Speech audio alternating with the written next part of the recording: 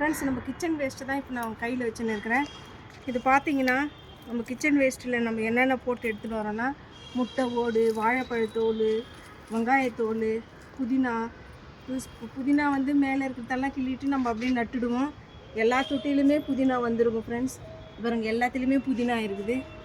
இது வந்து நான் க்ரோ பேக்கில் இல்லை, எல்லா கேன்லேயுமே நான் போட்டு போட்டு செடி நடுறதால நம்மளுக்கு பாருங்கள் பூ எவ்வளோ பெருசாக பூக்குது.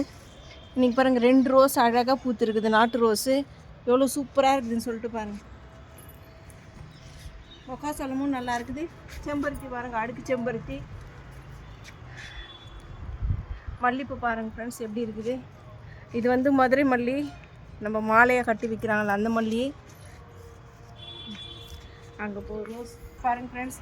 நம்ம செடியில் வந்து எல்லோ கலர் பெங்களூர் ரோஸ் ஒரு 6 மாதத்துக்கு முன்னாடி நீங்கள் பார்த்துருப்பீங்க.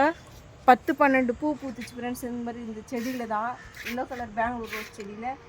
இப்போ பார்த்தீங்கன்னா நேற்று 2 பூ பெருசாக இருந்துச்சு. சரி நேற்றே பறிச்சிடலான்னு பார்த்தா இன்னமும் இது பெருசாக தான் இருக்குது அரும்பு. இன்னும் இது 3 நாள் 4 நாள் பொறுத்து தான் ஃபுல்லாகவே பூக்கும் பொழுது. ஃபுல்லாக பூக்கிட்டு நம்ம அப்புறமா பறிச்சிக்கலாம். அப்புறம் இங்கே பாருங்கள், நம்ம ஆரஞ்சு கலர் செம்பருத்தி. இந்த செம்பருத்தி செடி வந்து நான் கட் பண்ணி விட்டு 1 வருஷம் ஆகுது. இப்போ பாருங்கள் எப்படி மரம் மாதிரி இருக்குது ஃபுல்லாக. இது மறுபடியும் நம்ம இது பூத்து முடிஞ்ச பிறகு கட் பண்ணி விடுங்க ஃப்ரெண்ட்ஸ். அப்போ தான் இது மறுபடியும் நல்லா பூக்கும். இன்றைக்கி வந்து பார்த்திங்கன்னா 1 2 3 4 5 பூ பூத்துருக்குது. ஆரஞ்சு கலர் செம்பருத்தி எவ்வளோ அழகாக இருக்குதுன்னு சொல்லிட்டு பாருங்கள். இதுலேயும் நம்ம வந்து நம்ம கிச்சன் வேஸ்ட்டு தான் நம்ம இது உள்ளே போட்டு நட்டுருக்குறோம். தண்ணியும் நம்ம கிச்சன் வேஸ்ட்டிலேருந்து வர தண்ணி தான் நம்ம கலந்து ஊற்றுறோம்.